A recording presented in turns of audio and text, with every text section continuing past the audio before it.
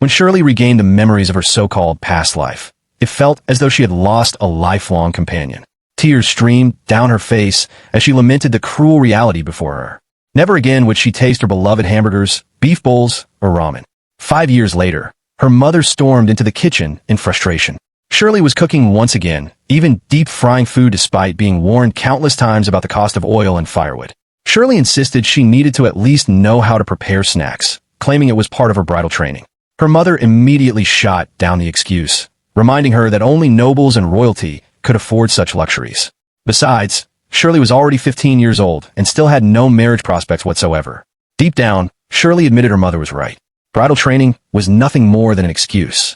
Even in her previous life, she had never bothered with such things. However, having once lived in a world overflowing with delicious food, she found the cuisine of this world painfully bland. More than romance or marriage, she held tightly to a single ambition ever since regaining her memories. She would recreate the foods from her previous life with her own hands. No matter that such dishes did not exist in this world, she refused to give up. As long as she lived and breathed, she would continue chasing those flavors once more. Over the past 5 years, she had successfully recreated several dishes along with a variety of seasonings. Yet the pursuit of flavor was endless, and Shirley fully intended to spend the rest of her life mooching off her parents while endlessly experimenting in the kitchen. A sudden knock interrupted her thoughts. The visitor standing at the entrance was none other than the head maid from the royal palace. Shirley nearly shoved her mother aside in panic as she hurried to welcome such an elegant guest into their humble and rather grimy home. Once seated, the head maid revealed that she had heard rumors about Shirley preparing unusual dishes. Shirley modestly admitted that she occasionally let her parents and neighbors sample the things she made. The head maid then politely requested that Shirley prepare something for her. Caught off guard, Shirley tried to refuse by claiming she had run out of ingredients, only for her mother to instantly expose the lie. She pointed out that Shirley had been cooking just moments earlier and even mentioned the mysterious dessert currently cooling in the well behind the house. Unable to escape, Shirley eventually served the dish while pouting in annoyance. The head maid studied it curiously. It was potato chips. Shirley explained the process carefully. Potatoes were sliced thinly, soaked in salt water, thoroughly dried, and then fried before being lightly seasoned with salt. Though simple in appearance, the final flavor depended greatly on the moisture of the slices, the thickness of the cuts, and the precise frying time. It was a snack that demanded surprising attention to detail. Unsure how to eat it, the head maid was instructed to simply pick one up with her fingers and bite into it. The moment she heard the satisfying crunch, her interest deepened. One chip quickly became another, and before long, the entire serving had disappeared. Amazed, the head maid remarked that it was difficult to believe the snack was made from potatoes at all. Shirley explained that in this kingdom, potatoes were typically only steamed or boiled, which was why the flavor felt unfamiliar. The head maid immediately noticed Shirley's peculiar wording when she mentioned this kingdom, subtly implying knowledge of other lands. The question startled Shirley so badly that terrifying thoughts flashed through her mind, including visions of wanted posters bearing her face spread throughout the kingdom. In a panic, she hurriedly clarified that she had never traveled anywhere. Since her father was a merchant, she simply heard stories about unusual dishes from distant places. The head maid accepted the explanation for the moment before shifting her attention to another item nearby. This one, Shirley proudly declared, was the king of all snacks. Flan. The dish was made by mixing eggs, sugar, and milk before steaming the mixture into a soft, jiggling dessert. Compared to many other foods from her previous life, flan was relatively easy to recreate in this world. However, the ingredients were far more expensive than she remembered. Worse still, there were no refrigerators to preserve them. A single mistake could result in all those precious ingredients spoiling. Thinking about it made Shirley realize just how luxurious and convenient her old life truly had been. The head maid asked whether Shirley herself had created this dessert as well. Shirley vaguely claimed something along those lines, fully aware that she was lying. Still, she felt she had no choice. Admitting the truth would only invite troublesome questions. Inwardly, she apologized to whoever had originally invented flan in her previous life, imagining perhaps some nobleman named Baron Flan. The head maid gently poked the dessert with her spoon, fascinated by its texture and wondering if it had truly been made by hardening eggs. Shirley explained that caramel rested beneath the custard and recommended eating both layers together. The moment the head maid tasted it, her expression brightened with delight. The flan melted smoothly in her mouth, leaving behind a rich sweetness that lingered pleasantly. She praised the amount of effort Shirley must have poured into creating such a dessert. However, the head maid soon questioned the unusual pairing of sweet flan with salty potato chips. To her, The two seemed completely mismatched. Shirley immediately rejected that idea. To her, the pairing represented perfection itself. The sweetness and softness of the flan contrasted beautifully with the salty crispness of the potato chips. Because they were opposites, they enhanced one another perfectly. Together, they revealed endless possibilities within flavor itself. That was why they belonged together. Then, without warning, the head maid offered Shirley a position cooking at the royal palace. Shirley instantly refused. Her mother nearly screamed in horror, unable to believe Shirley would reject an invitation from the palace itself. Refusing such an offer was unbelievably rude. The head maid calmly assured them that she was merely a servant of the palace and would not punish Shirley for declining. Still, she found the refusal surprising. Working in the royal palace was considered one of the greatest honors imaginable. When Shirley hesitated, the head maid encouraged her to speak honestly. In the end, Shirley admitted that she only cooked for herself. Cooking was her hobby, her joy, and her personal entertainment. The idea of serving others formally within the palace simply felt wrong to her. The head maid quietly acknowledged her answer. Privately, Shirley also knew there was another reason. If she worked for others constantly, she would lose the freedom to experiment with her own dishes. Cooking existed for her own satisfaction above all else. Just as she began preparing another refusal, the head maid casually mentioned the palace kitchens possessed the finest cookware imaginable along with endless high-quality ingredients. Furthermore, Shirley would be allowed to research and experiment with dishes as much as she desired. Shirley changed her mind instantly. Addressing Madame Claire respectfully, she declared that she would gladly begin working at the palace immediately. And so, Shirley found herself employed by the royal palace. Though she felt somewhat guilty toward her parents, the temptation was too great. If cooking whatever she pleased required it, she was the type of woman willing to sell even her soul to the devil. On the way to the palace, Madame Claire informed her there was one thing they needed to do first. Elsewhere within the palace, Prince William discussed matters of state with Lord Miles. The prince explained that he had considered the proposal to raise taxes, but ultimately opposed it, believing it would burden the people too heavily. Lord Miles argued that being overly generous toward the common people would only make them spoiled and arrogant. Furthermore, the kingdom needed resources in case foreign nations ever invaded. Prince William firmly rejected the argument. To him, the people themselves were the kingdom. Weakening them through excessive taxation would only weaken the nation as a whole. Shirley watched the exchange in stunned silence upon seeing the prince for the first time.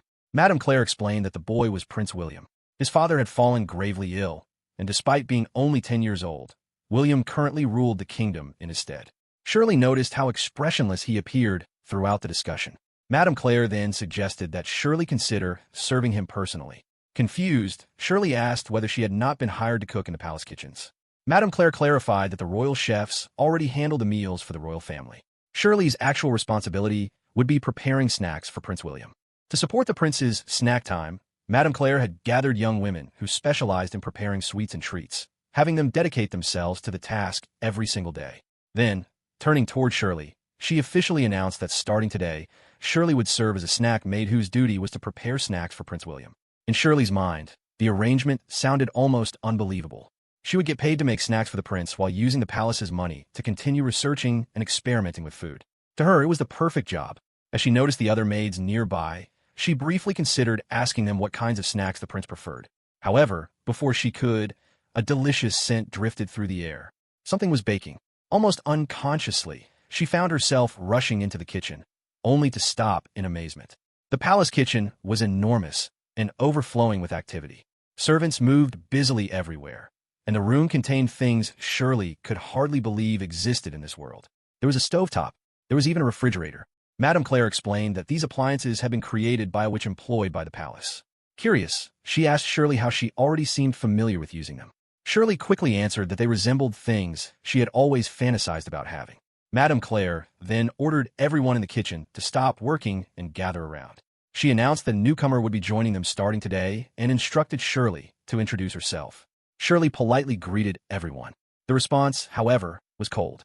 The maid stared at her with obvious displeasure, making Shirley realize she might not be welcome at all. One maid stepped forward and argued that every existing team was already full, insisting there was no need for another maid.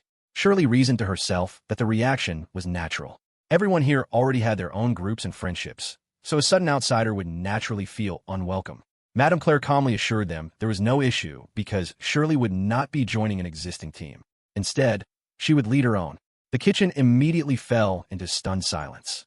One maid could no longer contain herself and protested that leading one's own team was a privilege granted only to those who had worked tirelessly for years and earned recognition from their superiors. How could a complete newcomer receive such treatment immediately? Madame Claire shot the girl a sharp glare and asked whether she intended to defy her authority. The moment the maid attempted to respond, Madame Claire silenced her instantly. She declared that she had personally scouted Shirley Albera because of her talent for creating unique dishes and that she would tolerate no objections. Meanwhile, Shirley could only think about how terrifying the atmosphere around her was becoming. Madame Claire then asked if anyone would volunteer to assist Shirley on her team. No one moved. As a result, she selected someone herself, remarking that it would serve as a valuable opportunity for the chosen maid. Afterward, she told Shirley to ask questions if she needed anything before finally leaving the kitchen. The instant Madame Claire disappeared, the hostility shifted directly towards Shirley. One maid angrily accused her of barging into the kitchen and acting important despite being an outsider. She demanded to know whether Shirley was secretly some famous chef. Shirley simply smiled and explained that she was nothing more than a girl from a small town who enjoyed cooking for fun. The head maid had suddenly appeared at her home and recruited her without warning, leaving Shirley just as confused as everyone else. The angry maid shouted that there was no reason the head maid would personally scout an ordinary village girl. Shirley admitted she wanted to know the answer to that herself. Before the argument could continue further, another maid stepped in to calm everyone down. She admitted that she did not understand Madame Claire's intentions either, but basic courtesy still mattered. Introducing herself, she revealed that her name was Christiana and that she served as the leader of Team 1. She also explained that the younger maids traditionally referred to their seniors as elder sisters. Shirley found the custom somewhat amusing, but not unpleasant. Attempting to follow along, she accidentally called Christiana her elder mute instead of elder sister. Christiana quickly realized Shirley had simply misspoken and kindly wished her luck instead. Once the awkward introduction ended, Christiana instructed the other maids to return to work, leaving the kitchen in uncomfortable silence. Eventually, the maid assigned to Shirley timidly introduced herself. She explained that she had only worked at the palace for half a year. She also nervously referred to Shirley as her elder sister, but Shirley immediately told her there was no need for such formality and invited her to simply use her name instead. The girl quietly warned Shirley that things would probably become difficult for her because of the resentment surrounding her sudden promotion. Then she muttered that Shirley should probably avoid openly admitting certain things next time. Glancing toward the clock, she announced that snack time was approaching and they needed to prepare immediately. Meanwhile, Shirley was already drooling at the thought of the desserts before quickly scolding herself because the snacks were not for her. Her companion then explained the importance of their work. For the snack maids, snack time was a battlefield. Every ounce of effort had to be poured into it. Later, they greeted Prince William respectfully, addressing him as young master. Shirley quietly repeated the unfamiliar title to herself before learning that palace maids traditionally referred to him that way. The maids then presented the prince with a dessert known as sicker. It was a cake commonly eaten within the kingdom, made by mixing dried fruits into a batter of flour, eggs, butter, and other ingredients. Shirley recognized the concept immediately, though the local name was unfamiliar to her. She suspected it had another name in her previous life. The cake itself had an extremely crumbly texture, to the point that eating it without a drink was apparently difficult. Shirley observes that an excessive number of sakers are being served to the young master, and thinks it is far too much for one person. She considers that it may be due to the custom of preparing more than enough food for someone of high status. Madame Claire asks whether there is anything more the young master would like. He requests 2 additional plates of Team 1's dish, which shocks Shirley because of how much he is eating. Later, the maids comment that he did not eat much again that day and express concern. They recall that he used to request 5 more plates before. Shirley listens in disbelief. Another girl remarks that he only ate half of the team's offering and criticizes them as inadequate, wondering if the issue might be the fruit mixture and suggesting they need to select better ingredients. Jacqueline suddenly appears and addresses Shirley, implying she already knows why only saker is served. As the leader of Team 4, she claims she might explain it. Shirley politely asks her to do so. Jacqueline rejects being addressed as an older sister, saying she would feel awful if Shirley were her younger sister. Jacqueline explains that saker was the favorite snack of the young master's mother, the queen consort. Shirley begins to respond that she remembers something, but Jacqueline confirms it herself and continues. The queen consort passed away half a year ago, and the king, who deeply loved her, was overcome with grief and ultimately fell as well. As a result, the young master was forced to take the throne. Around that time, he also stopped smiling. Because of this, saker is always served as a way of remembering the queen consort. Shirley reflects that she does not particularly like crumbly cakes and prefers moist ones, and therefore saker is not to her taste. Still, when it is served to her, she politely thanks them. Although she dislikes it, she follows her personal rule of eating what is placed in front of her. As she eats, Shirley is surprised to find that the food actually tastes very good. Jacqueline, however, remains unimpressed and says it does not compare to the work of her senior in Team 1, Christiana. Shirley continues chewing, amazed, and casually helps herself to more. Jacqueline immediately snaps at her for taking so much, but Shirley simply asks for tea. Jacqueline refuses, saying no one will bring tea. Shirley complains that it is unfair to properly judge food without a drink and argues that if feedback was truly wanted, tea should have been prepared in the first place. This irritates Jacqueline, who storms over and slams a cup of tea in front of her. She then challenges Shirley, questioning whether she truly believes she can make something of that level and reminding her that the young master is a connoisseur who will not eat just anything. She then leaves, wishing her luck. Shirley thinks that Jacqueline is an unusual person but does not dislike her. She then thinks about the young master, noting that despite being a connoisseur, he did not change his facial expression even once during snack time. Later, in the kitchen, someone suggests preparing something and expresses a desire to see Shirley in action. However, Shirley is distracted, completely focused on the cacao beans she has discovered. When she is asked if she is listening, she does not respond and instead wonders how they obtained such beans. She is told that they came from the palace gardens, where rare ingredients grown from seeds collected around the world are cultivated. When she asks about the garden witch, she is informed that witches use magic to grow fruits and vegetables and are employed within the palace. Shirley is left in awe, realizing that witches truly exist in this world. She reflects that, beyond that, even the creation of things like refrigerators and stoves is remarkable. However, she is reminded that a more important issue remains, whether she can actually make saker. Shirley admits she has never made saker before, but she is told that she will not know the outcome unless she tries, and that they should simply do their best. 1 week later, snack time begins.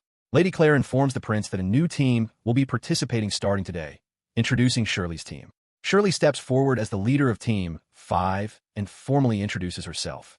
She expresses her honor in serving him and hopes that he will eat what they have prepared, reassuring herself that they had been practicing the entire time and that there was no way their work could be bad. Over the next several days, the results are mixed. For the first 4 days, the young master eats at least a portion of what they serve.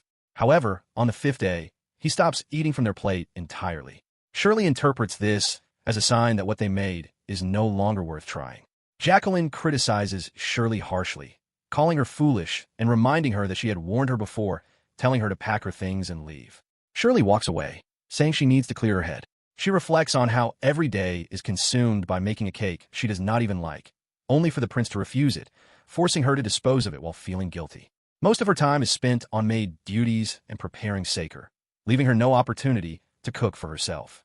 Her co-workers also begin avoiding her. Eventually, she considers leaving. At that moment, Madame Claire approaches her and questions her understanding of why she was brought there, asking where her value lies. She emphasizes that their role is to dedicate everything to ensuring the prince enjoys snack time. Shirley begins to question whether the head maid would have personally recruited someone from a small town without reason, realizing it was likely because of her interest in unusual cooking. She becomes frustrated with herself and rushes back to the kitchen, asking for help to try something new. In the following days, Shirley and her companion appear visibly exhausted, as though they have not slept properly. The others become concerned, but Shirley insists she is fine and even claims she could run around the palace many times. When snack time arrives, she calmly reassures her team that everything will be fine. When Madame Claire calls for Team 5 to present their dish, they serve something entirely different from saker, shocking everyone. The young master looks at the plate and questions what it is. Shirley confidently explains that it is bread. Jacqueline reacts with irritation, noting that something other than saker is being served and questioning what Shirley is trying to do. The young master points at the top of the bread and asks about its design. Shirley explains that it is a smiling face. He studies it briefly before smiling himself, then asks how he is supposed to eat it. Shirley responds that he may eat it however he likes, adding that each part offers a different texture and experience, so he can enjoy them all. As he takes a bite, he remarks that it is delicious. Shirley immediately brightens with excitement. She explains that the portion he ate contains chocolate cream. After deciding to abandon saker, she had placed all her effort into chocolate, something she deeply loves. She reflects that cacao, the main ingredient in chocolate, is highly nutritious. She notes that nobles in her past life would even consume it in salads, while in this world, cacao has not yet been developed into chocolate. Because of this, she decided to create it herself. The preparation began with roasting cacao beans with their skins on. Once the skins could be removed easily, they were peeled and the insides taken out. The beans were then repeatedly ground using a mortar, a process that proved to be extremely difficult. The cacao resisted being reduced into a fine powder, and any remaining clumps would ruin the texture, especially for chocolate cream. She and her companions spent hours grinding, continuing even through the night, exhausted as though they were servants laboring under punishment, driven only by their dedication to chocolate. After finally achieving a fine enough consistency, the mixture was placed over a bain-marie. Once it reached a thick texture, a large amount of sugar was added. The mixture was then placed into a container and cooled in a refrigerator. Finally, it was cut and melted into chocolate. After mixing the chocolate with cream made from milk, butter was added, completing the chocolate cream they used. Shirley recalled that she had once made chocolate from cacao in her past life and remembered thinking she would never go through that process again. The prince happily took another bite and commented that the moist bread paired well with the filling, acknowledging that it was quite good. He recalled that she had mentioned different fillings in each part. Shirley encouraged him to try them to discover what was inside. He did so and found each one enjoyable. The smiling face section contained custard cream, which Shirley noted was much easier to make than chocolate. While it still required some technique, it was within her area of expertise. The next layer he tried was also delicious. It contained homemade strawberry jam that she had brought with her, carefully selecting the best one available. Each component on its own resulted in chocolate bread, custard cream bread, and jam bread, all pastries she had enjoyed in her past life. The combination of all three created what she considered a miraculous pastry known simply as bread. The prince soon finished his plate and looked up, noting that he had already finished and asking if there was only one serving. Shirley reassured him that there was more and quickly brought another portion. As he ate, clearly enjoying it, he remarked again that it was very delicious and expressed particular fondness for the black filling. For the first time, Shirley felt deeply moved. She had always viewed food as something meant only for herself, but seeing him smile while eating changed that feeling. Madame Claire then asked the young master whether he would like anything else that day. He responded that he was satisfied for now. She then turned to Shirley and commented that she had created quite an interesting dish, asking what had inspired her decision. Shirley initially hesitated but then composed herself, explaining that the dish was special to her and that she wanted the young master to experience it as well. She added that she wished for him to enjoy his time there through a variety of flavors and had poured her full effort into its creation. Madame Claire considered this a good approach, noting that it helped provide a pleasant snack time for the busy young master. The young master then asked who Shirley was. She introduced herself as the leader of Team 5, stating her name. He then asked whether she could prepare the same thing again the following day. Shirley froze, caught off guard. Unaware of this, the young master thanked them with a small smile and said he looked forward to it. After he left, the maids gathered around, questioning what had just happened and what the two of them had made. They remarked that the young master had even smiled. Jacqueline reacted angrily, insisting that Saker should have been served instead and calling it unfair. Shirley then informed her companion that she was leaving and quickly moved away from the crowd, heading toward Madame Claire. She stated that her intention from the beginning had been to serve something different and change the long-standing custom of always serving Saker. Madame Claire privately reflected that the young master did not actually care for Saker, though he still ate it frequently. She acknowledged that he had once enjoyed snack time with the queen, but his preferences were different, as he actually preferred moist cakes. Shirley questioned why he had never said anything, given that it was his own snack time.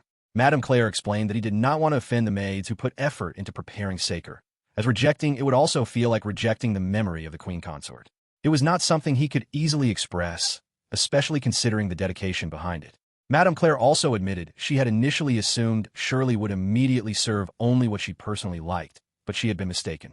As Madame Claire turned away, Shirley briefly made a face behind her back, thinking bitterly about how she was being perceived. However, when Madame Claire glanced back, Shirley immediately straightened her expression and composed herself.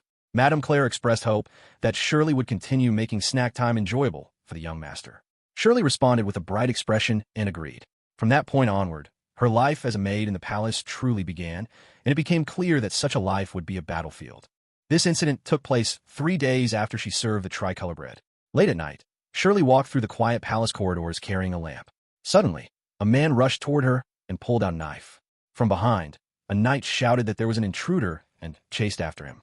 The man fled into the darkness, and Shirley stumbled and fell to the ground. The knight knelt beside her and asked if she was all right. She thanked him as he took her hand and helped her up. He then asked why she was out so late. She replied that she had been preparing for the young master's snack. The knight explained that it was their failure that allowed an intruder to enter and apologized, promising to capture him as quickly as possible. As he prepared to leave, Shirley called out and asked for his name. He introduced himself as Lawrence, the captain of the royal order. Shirley gave a polite bow and introduced herself as Shirley, a new maid in the palace, adding that she would repay his kindness someday. Lawrence smiled, remarking that she was an unusual person, leaving Shirley unsure if she had said something strange. The next morning, Shirley was surprised when someone reacted strongly to the encounter. Jacqueline told her that Sir Lawrence was the highly skilled captain of the order and scolded her, asking whether she understood how significant it was to meet someone like him and whether she should be treasuring that moment forever.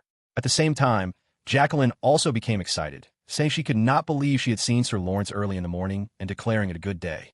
Her attention then shifted to Team 5, and she asked whether they were preparing that again. Shirley confirmed that they were, explaining that chocolate took a great deal of time to prepare. She asked Jacqueline for help and offered to teach her how to make chocolate in return.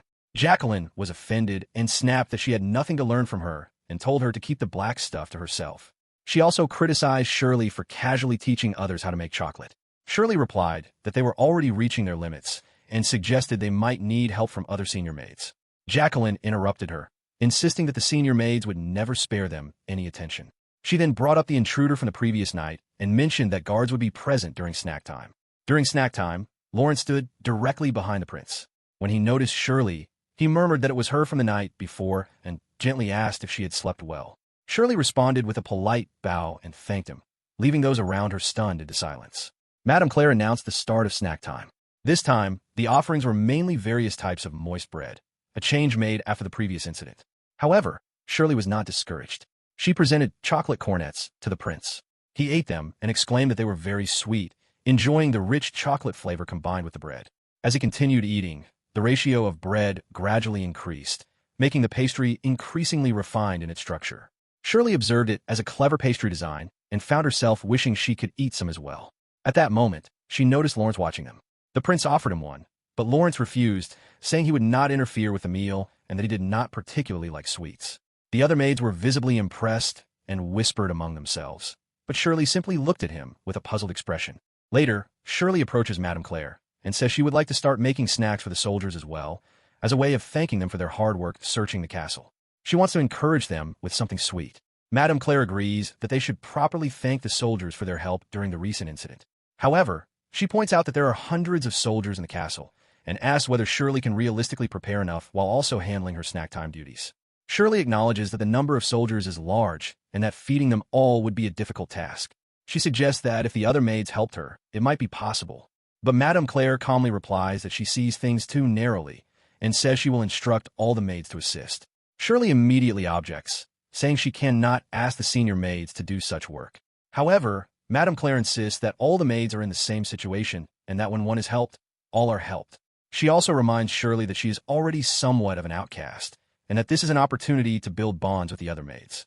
Madame Claire then leaves, leaving Shirley alone with her thoughts. Shirley recalls Jacqueline's earlier words, where she had dismissed Shirley as having nothing worth teaching and doubted that anyone would ever give her attention. Shirley sighs, wishing that at least she could be accepted as a proper maid. Later, preparations begin in the kitchen. One maid checks whether the dough texture is correct, while another inspects the mold sizes. Shirley realizes that her earlier worries were unfounded, as everyone is actively participating. Jacqueline, however, remains irritated and wonders why she has to help. Clara, the leader of Team 2, tells her that they are comrades and that doing something like this occasionally is not a problem. Arville, the leader of Team 3, adds that she has been interested in Shirley's methods and sees this as an opportunity to learn her techniques. Jacqueline insists there is no need to steal anything from Shirley and claims that Shirley's sweets are inferior anyway, calling them strange. Arville counters that if the food makes the young master happy, then it is correct, since that is their duty. Christiana then approaches Shirley and says she has little experience with deep frying. She explains that while fried foods have existed in the kingdom since ancient times, baked and steamed foods have traditionally been more common among nobles, and fried snacks are not widely used in the palace. Shirley smiles and decides to demonstrate. She prepares the dough and deep fries it while the others watch closely. When asked if it is ready, she replies that it still needs time and must be cooled properly. Once finished, she encourages them to try it and proudly announces that it is a donut. As they taste it, excited voices fill the room. Christiana suggests making the dough even softer next time and realizes that the key lies in maintaining the proper frying time and temperature to preserve its light texture. The others agree that the result is pleasantly fluffy and far better than heavier snacks. One maid even remarks that it tastes like sin, saying it would be perfect for moments of exhaustion. Shirley reflects that they quickly understood the concept. She considers the donut's light and fluffy texture to be its main appeal. She explains that the most important steps are allowing the dough to rest and carefully controlling frying time and temperature. She then thanks everyone for their help and says she is counting on them. Arva laughs and points out that Shirley has sugar on her face, causing the room to fill with light chatter again. Afterward, Christiana approaches Lawrence and his knights. She apologizes for disturbing their break, but thanks them sincerely for their hard work over the past few days. She presents the donuts as a token of appreciation from the maids, mentioning that Lawrence had saved one of them and that they are still searching for the intruder. Lawrence thanks her in return and tells his men that they have worked hard for everyone's sake and should take pride in their efforts. They ate to their heart's content, savoring every bite. One of them admitted he was not usually a fan of sweets, but that it was seriously good. The other could not believe the maids had made this for them and wondered if it was really okay. He felt glad he had become a soldier. He had an image that American police officers liked donuts. In any case, he was glad it had worked out similarly, but her real target was right there. She walked over to Lawrence, who looked stunned to see her, and thanked him very much for the other day. She knew he did not care for sweet things, but insisted he try one. He said he supposed he could. A knight normally had no need for sweet things, but just then someone shouted that there was an intruder on top of a beam in the observation tower. His entire demeanor changed immediately. He ordered his men to surround the tower and not let the intruder escape. She murmured that the timing was terrible. After that, the soldiers successfully apprehended the intruder and returned in triumph. They had eaten all the donuts. It turned out the culprit was a famous thief. She silently hoped he would lose his thrill-seeking habits. In any case, everything had turned out fine. She approached Lawrence again. As the person in charge, he was busy with interrogations and related matters and did not return to eat any of the donuts. She handed him a small basket of donuts, saying softly that he had not been able to eat any earlier.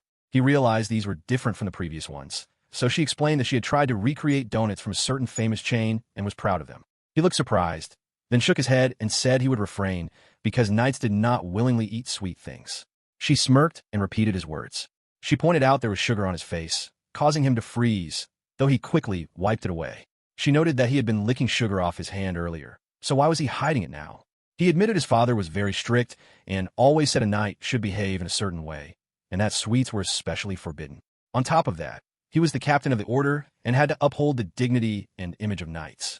She interrupted him by pressing a finger to her lips and told him to let her know if he ever wanted something sweet, and she would prepare it. He asked why she would go that far for him. She replied that there were two reasons. First, gratitude for saving her. Second, because he was a fellow sweets lover and they should help each other when possible. She added that men who liked sweets often try to hide it, and she had seen it many times in her past life. She believed it was a waste to refrain from eating what one wanted, so she shared some. They hid behind bushes, watching as he ate, and clearly enjoyed every bite. As Shirley quietly observed him, she began to understand why the maids were so drawn to him. He smirked and said she was unusual. From that day on, she silently referred to him as the Donut Knight. She felt she had done something good. The donuts she had given him were also something she had made for herself.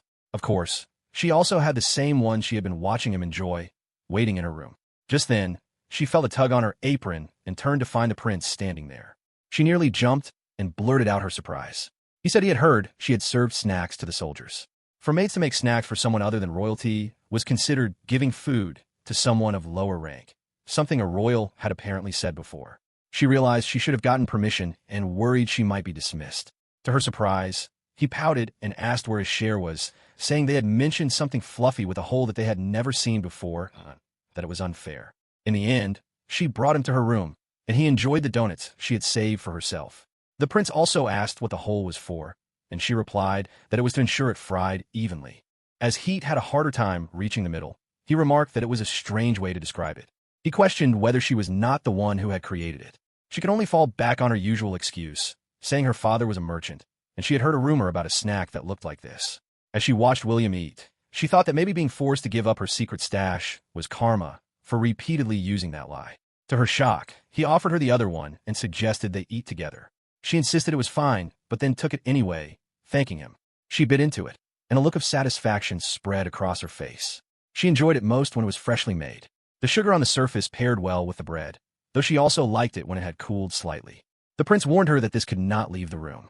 It would be a problem if anyone found out he had been eating a snack in a maid's quarters before dinner. She immediately agreed. With a playful hush, he placed a finger to his lips and said it was their little secret. Later that night, in the kitchen, Jacqueline stared at the cacao beans, thinking that without them, surely nothing would be possible. The incident took place a week after the commotion with the donuts. Shirley looked terrified as she blurted out that this could not be happening. The cacao was completely gone, and they would not be able to make any chocolate. Shirley was shocked, since there should have been 3 large bags left. However, Jacqueline said she had used all of it. Team 5 looked at her in shock, as she questioned their reaction, saying the ingredients were meant for everyone and it should not be a problem. Shirley knew she was right in principle.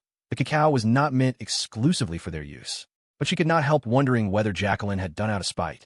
Jacqueline then declared that without cacao beans, they would not be able to make chocolate, and everyone would see that Team 5 was no match for Team 4. After saying that, she ran off laughing like a cartoon villain. Shirley realized it felt like something out of a manga.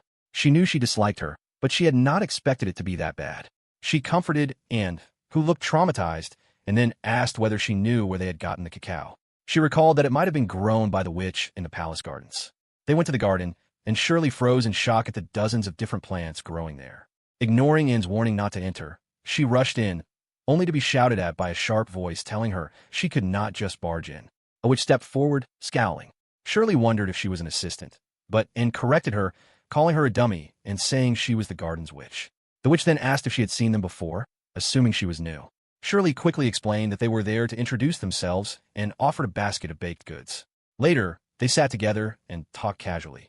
The witch introduced herself as Agatha, a palace witch. Shirley politely introduced herself along with, and calling it a pleasure to meet her and addressing her as Madam Witch, but Agatha immediately told them to just call her Agatha. Agatha then asked what they had run out of. Shirley began to explain vaguely, but Agatha interrupted her, saying she should wait a moment because she had not finished yet. She said the jam was really good and that she was making good use of the strawberries. Afterward, Agatha led them into the garden as they explained they were making a snack using cacao. Agatha admitted she could not even imagine what it was, but said she would bring some when they made it again, insisting it sounded really good. Shirley thought it was even more impressive than expected, but then the witch suddenly paused. She realized that cacao was not something normally available in the kingdom. The ones being grown there would not be ready for harvest for a few months.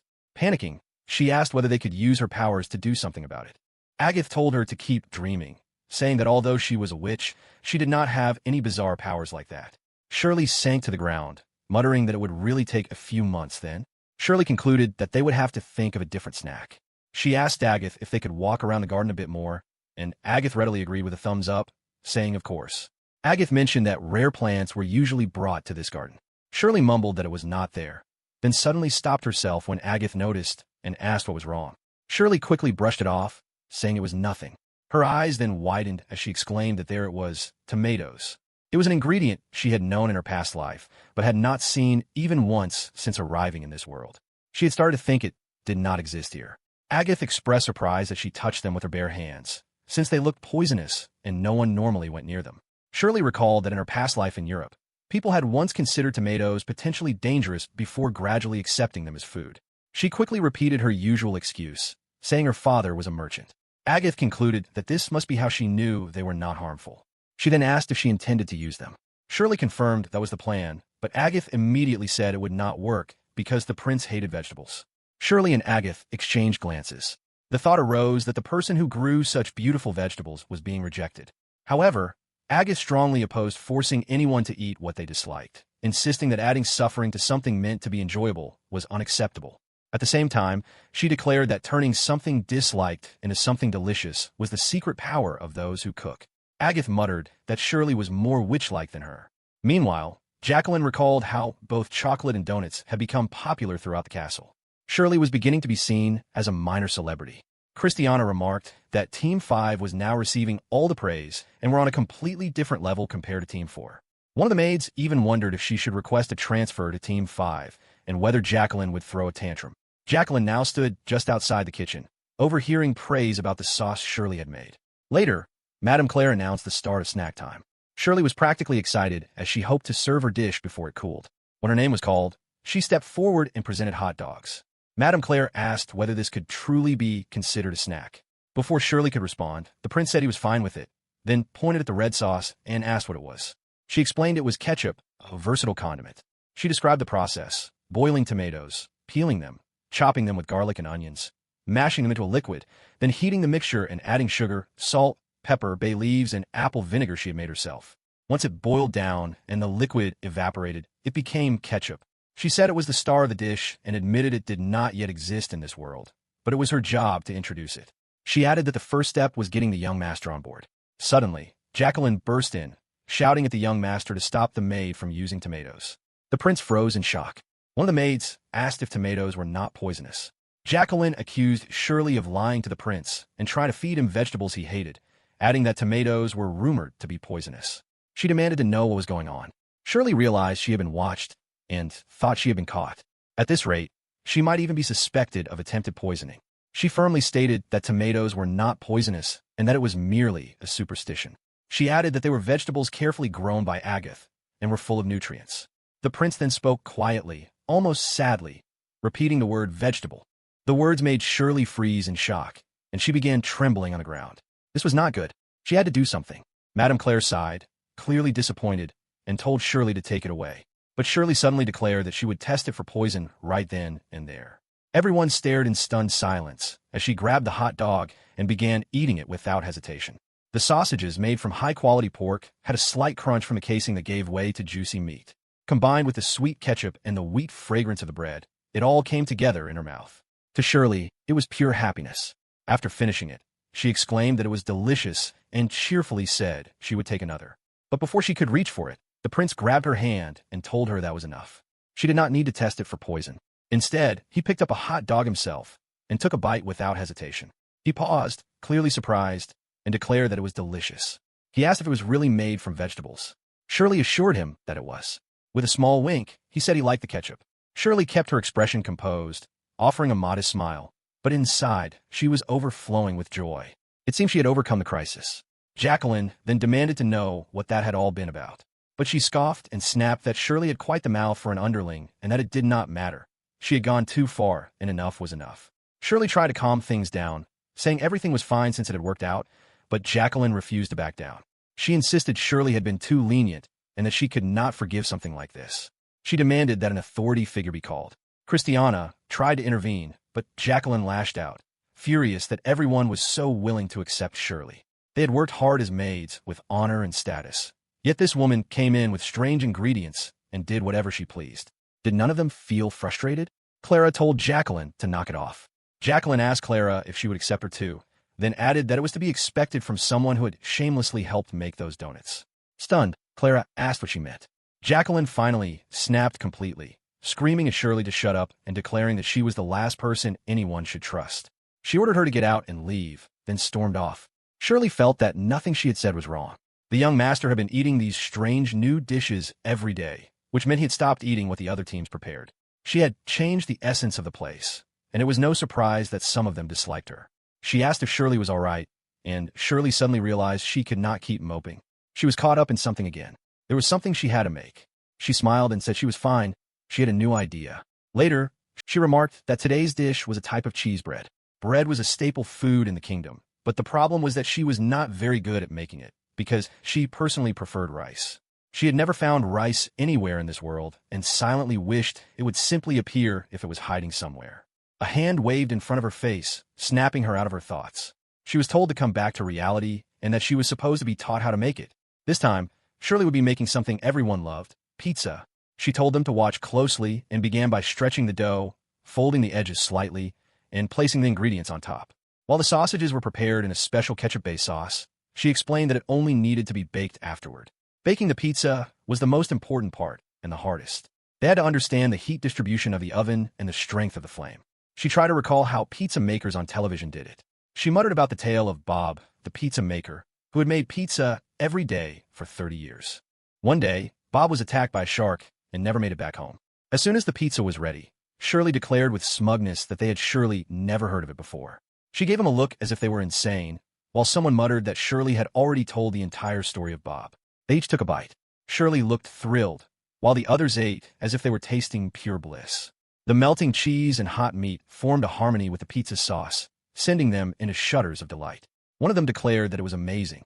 Shirley thought that was a pretty normal reaction. Most people reacted that way the first time they ate pizza. But as she took another small bite, she felt there was still something lacking. It was pizza, so of course it was good, but she wondered if it had baked unevenly or if there were too many ingredients and too much cheese compared to the dough. On top of that, there was not enough flavor. There were no vegetables, after all. Normally there would be enough because vegetables were included in the sauce and toppings, but they had omitted them all for the young master, which made it feel slightly incomplete.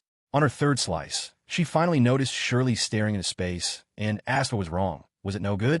Shirley answered firmly that it was good, but said she could never serve it to the young master like that. In her thoughts, she still believed it was delicious as it was. Meanwhile, she imagined Bob sighing in disappointment, wondering if this could truly be called pizza at all, even saying his half-senile neighbor would throw it out the window in outrage. She quickly finished her bite and apologized to Bob in her mind, admitting she would have to do better. Later, the maids found the two of them slumped in the kitchen, exhaustion and gloom hanging in the air. Christiana stepped forward and asked if she could try it. Shirley agreed, and soon the others joined as well. When Christiana took her first bite, she said it was really good and asked if it was a snack. Shirley eagerly agreed, though she admitted something still felt missing. Christiana tore off a piece of the dough and tasted it, then said as she expected, the dough was not great and felt lacking compared to the toppings. Clara also tried it and said it was hard because it had gone cold. Christiana added that it would be better when eaten hot. She then offered to teach Shirley how to bake bread. Shirley, surprised, asked if she would really do that. They laughed at her reaction, and Clara said she would teach her how to manage the oven temperature, adding that she even had cheese that melted more easily. A few of the other maids lingered in the corner, feeling like outsiders, while Jacqueline stood silently, lost in memories of past events. One of her team members said that they had done nothing wrong and urged the others to go home since they had already finished all the preparations. With that, the others left, leaving Jacqueline standing alone in the kitchen. A few moments later, as the girls guided Shirley with instructions, she hesitantly asked if they were truly fine with teaching her everything. Christiana smiled politely and said they should be the ones thanking her. Clara added with a wink that Shirley was the one who brought them together. The young master smiled at them. A hint of sadness appeared in Christiana's eyes as she admitted it hurt to see his pained expression when eating snacks. They had always feared being dismissed from their duties as snack maids. Shirley had heard about this before. Most snack maids were daughters of nobles or wealthy merchants. However, only up to the third daughter was considered valuable for marrying into good families. Daughters beyond that were often seen as having little value. Christiana explained that they came to the palace to leave their mark and gain prestige. Jacqueline was the same. She had become the leader of Team 4 because of her skill despite her young age, and there had been great expectations for her to become a snack maid. That was why she had been trained in cooking from a young age. Christiana admitted she was sure the pressure Jacqueline felt was immense, and that she also had a lot of pride. That was why she could be difficult at times, but she was not a bad person. A shiver ran through Shirley as she declared that Jacqueline was quite a formidable rival. She recalled the sacred Jacqueline had once made. So delicious, it was clear how much effort had gone into it. She decided she would have to work even harder, or she would be overtaken. She pulled the pizza from the oven and said with a smile that it was ready. The last one had cooled slightly, but fresh out of the oven, it was amazing. From the corner, Jacqueline murmured to herself that if Shirley called her a rival, then she would have to show her what she was capable of. The time had come. At last, the day arrived when Shirley would serve pizza to the young master. She had finally perfected the recipe. All she needed now was to serve it while it was still hot, before it hardened. On snack day, Shirley froze in disbelief when Madame Claire announced that Jacqueline had requested Team 5 to serve first. The madams followed up, asking if that was acceptable. The shock jolted Shirley back to reality, and flustered, she hurried off with her dish after blurting a quick yes. Shirley placed the pizza in front of the young master, whose jaw nearly dropped. Even Madame Claire remarked that it did not look much like a snack. The young master asked how it was meant to be eaten. Shirley told him to use his hands and start wherever he liked. When he pulled a slice away, the melted cheese stretched with it, startling him. He took a bite, and the flavor melted across his tongue. He immediately exclaimed that it was delicious. Shirley's face broke into a wide smile, and the other girls quickly followed suit.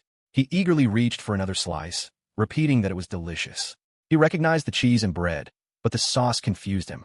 Shirley explained that it was a special sauce with ketchup as its base. Then he noticed something crunchy and asked what it was.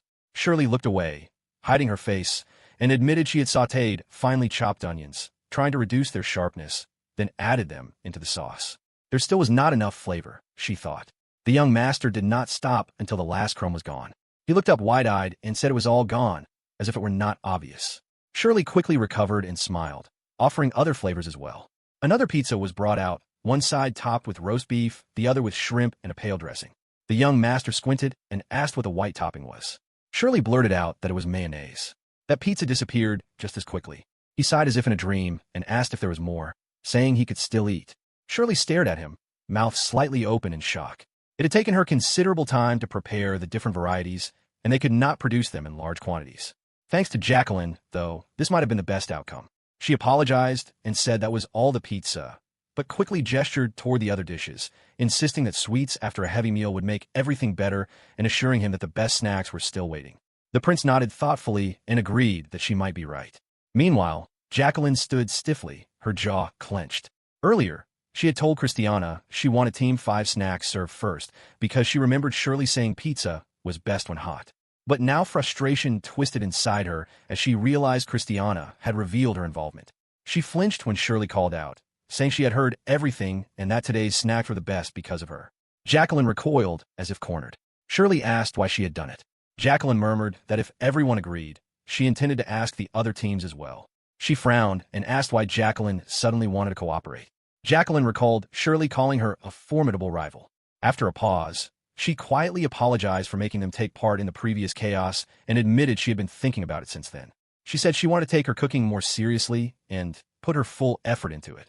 That was why she wanted the young master to eat Team 5's dishes while they were still hot, even if it meant they served last. She lifted her head when Shirley called her name. Shirley looked at her with an emotional expression. Jacqueline's face crumpled, and she suddenly insisted Shirley must not misunderstand. She had not done it for her. And so, beginning with the earlier chaos over ketchup and a small amount of growth on both sides, the pizza challenge came to an end. In the kitchen, Shirley was eating a piece of steamed cheese bread when she was suddenly told what she was doing and reminded that an important guest was arriving and they needed to go out and greet them. They barely made it in time before a knight announced the arrival of Lady Ashley of the Blue Rose House. Her butler stepped forward to assist her as she exited the carriage. Shirley watched in surprise before turning to Anne, and the two quietly whispered to each other about how dignified she looked. She was a noble of the highest rank in the kingdom and the leading candidate to be betrothed to the young master. Shirley asked if they were already talking about marriage, pointing out how young they were, and replied that this was how things were among the upper class, where arrangements for the future of the country were decided early between powerful families.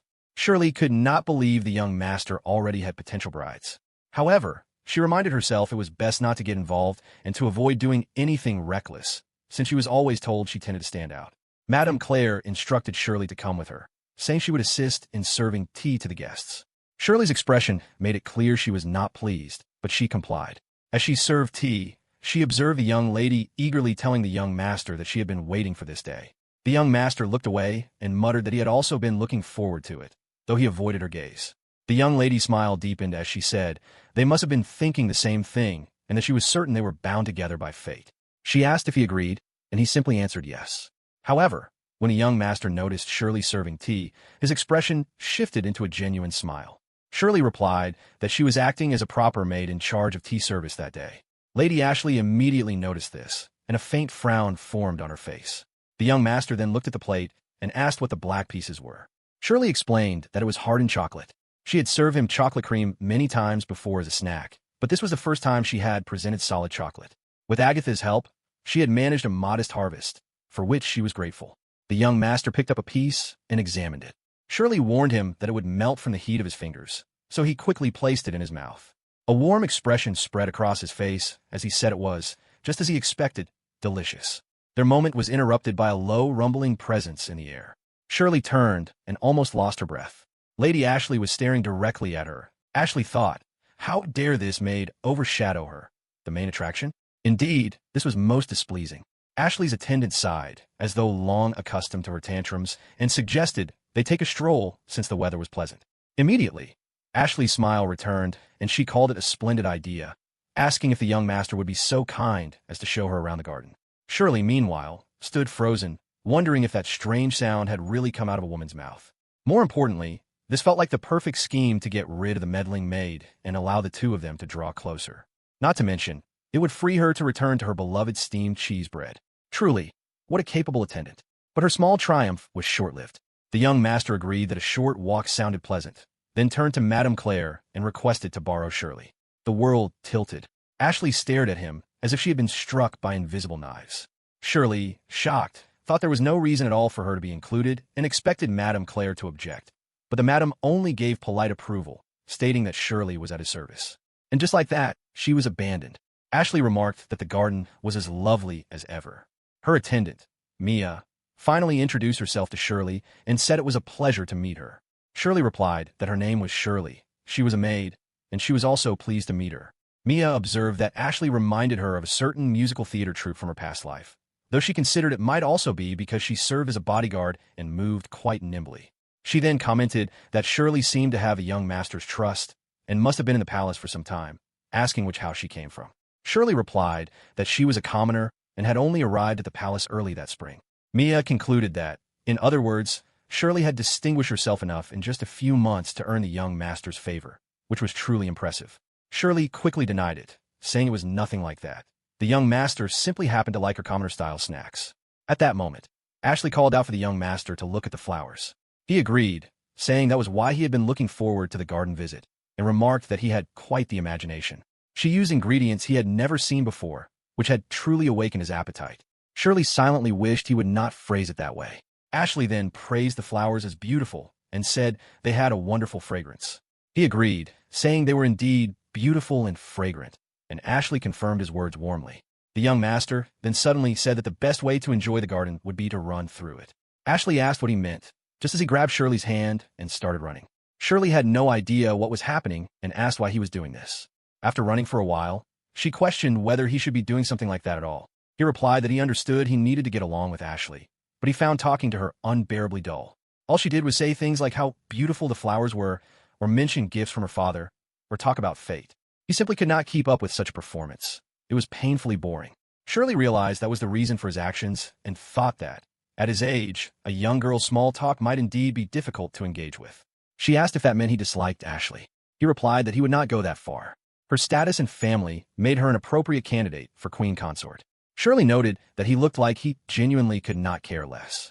Meanwhile, Ashley burned with anger, demanding to know what was wrong with that maid.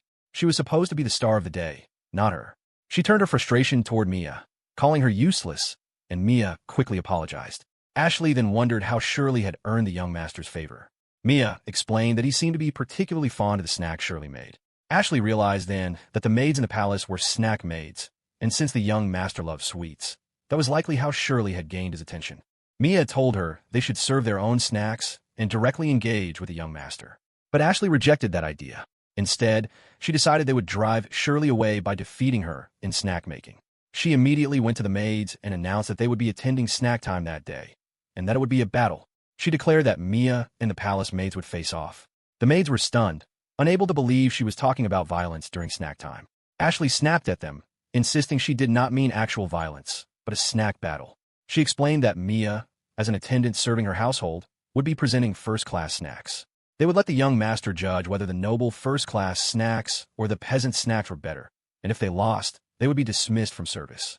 Shirley was completely taken aback, wondering what kind of rule that even was.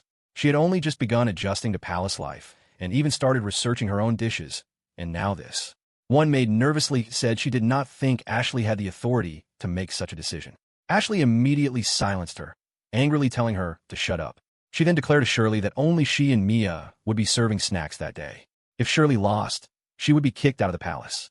It was already decided, and she would not hear any objections. Ashley ordered Mia to step forward and show her skills. All the maids were shocked, realizing they would not be serving anything today.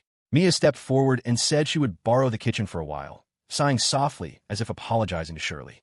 The maids turned to Shirley in panic, asking what she had done and whether she was really going to be fired since Ashley clearly despised her. Shirley tried to calm everyone down, aware that things looked bad. She admitted she did not even know what to make, since this had all happened so suddenly. On top of that, Mia was a formidable opponent. She had immediately taken control of the kitchen, and her skill was clearly exceptional. Shirley began to panic internally. She had already served the young master before, but she was certain Mia would prepare something new and refined. Worse, she did not even have enough time. The other maids felt sorry for her and wanted to help, but hesitated, saying Shirley was the only one serving, so they could not interfere. Then one maid came up with an idea. Ashley had said only that Shirley would serve, she never said the others could not help her prepare it. Everyone realized she was right. If they were not serving directly, they technically had time. And they were all in the same situation anyway. They decided to help her, saying they would combine their efforts and win. With everyone's support, they believed they could be unstoppable. They urged Shirley to think of something that would leave a strong impression on the young lady. Shirley wondered if that was really what she should be making, but then called out to everyone. She said that from this moment, she wanted to create a snack that would bring the young master and Ashley into a world of wonder. However, it was difficult, so she could not do it alone. She asked everyone to lend her their strength. After a while, it was time to serve the snacks. Ashley told the young master that her attendant had prepared something especially for him today and that he should compare it with his usual fare. She confirmed with Madame Claire that this was acceptable, and Madame Claire replied that she had already been informed. Ashley then declared that Mia would begin. Mia presented her dish, announcing quiche, a pastry made by baking dough filled with fruit and a cream made from eggs and sugar. It was a favorite among nobility. The young master said he truly enjoyed it and took a bite, finding it very delicious. Shirley swallowed nervously. She understood immediately that, given its simplicity, the quality depended heavily on execution. The dough and cream had to be perfect. In other words, Mia's quiche was undoubtedly a dish made at the highest level. Ashley noticed that he had enjoyed her dish, and he expressed that he indeed wanted to eat more. However, he decided to wait since there was still more to come. The maids wondered whether they could truly surpass that level. They acknowledged that Mia was very skilled, but she had received help from her sisters this time. She reminded herself to hold her head high and continue serving. She thanked the young master for waiting and announced that the snack for today would be the princess pancakes. Both Ashley and the young master were surprised. They tasted the dish and were completely taken aback. Ashley found it extremely delicious, while the young master thought it was soft and fluffy. He remarked that everything on the plate felt exciting. He then asked Shirley what one of the items was. She explained that it was ice cream and said that it could be eaten as it was or together with the pancakes. He tasted it and found it extremely cold and sweet. The ice cream was described as vanilla, made from standard ingredients such as sugar, milk, and eggs. However, what was not standard was the freezer in the palace. Whenever she had free time, she researched cream making. This became her guilty pleasure, enjoying ice cream before bed. She had anticipated what would happen if she served it to the young master, so she finally took the opportunity today to present it as a compliment to the dish. The young master found it unusual, like ice but different. It was sweet, melted in his mouth, and also refreshing. He told her that she had truly outdone herself. She responded that she was honored, but emphasized that she could not have made alone. It was only possible because all the maids worked together. She expressed gratitude and acknowledged everyone's effort. Ashley became furious and shouted at Mia, accusing her of making a fool of her because she had served an uninspired snack. Mia knelt down and apologized. In anger, Ashley grabbed Mia's dessert and threw it, calling it trash. Shirley caught it just in time. The maid nearby became worried for Shirley. The dessert was damaged, and Shirley observed that it was a first-class snack made in an unfamiliar environment. Considering Mia's effort and the young master's presence, she believed it would be a waste to let it fall. She tasted it and found it very delicious. Ashley grew even more furious. The young master then asked Shirley what had made her decide to serve what she did. She explained that she wanted both Ashley and the young master to have a wonderful time. She did not prepare it to win, but to create enjoyment and give them something to talk about. That was why she made pancakes intended to bring them into a world of wonder and encourage conversation regardless of what they ate. Ashley questioned whether she had done all this despite her unreasonable demands. The young master then asked Ashley what her favorite item on the plate was. She answered that she liked the white cold one and also found the tiara very beautiful. He agreed and said he also found it wonderful, then asked her if she had tried it with chocolate. She admitted she had not yet, and he encouraged her to try it. She thanked him, moved to tears. Later, Ashley apologized to Shirley, admitting that she had become irritated and taken it out on her because the young master had been ignoring her. Shirley said that many things had happened, but she was glad Ashley was in a better mood now and that the commotion from the so-called battle had ended. Ashley said the pancakes were very delicious and asked if she would make them again. Shirley agreed that she would. Mia also told Shirley that she was as impressive as she had expected and very considerate despite the challenge. Shirley replied that Mia was also too kind. Mia added that she was a wonderful woman, then kissed Shirley on the cheek and said she wanted to get to know her better before leaving. Shirley stood there blushing as she watched her leave, relieved that all the commotion had ended without incident, though thinking that both Mia and her attendant were troublesome.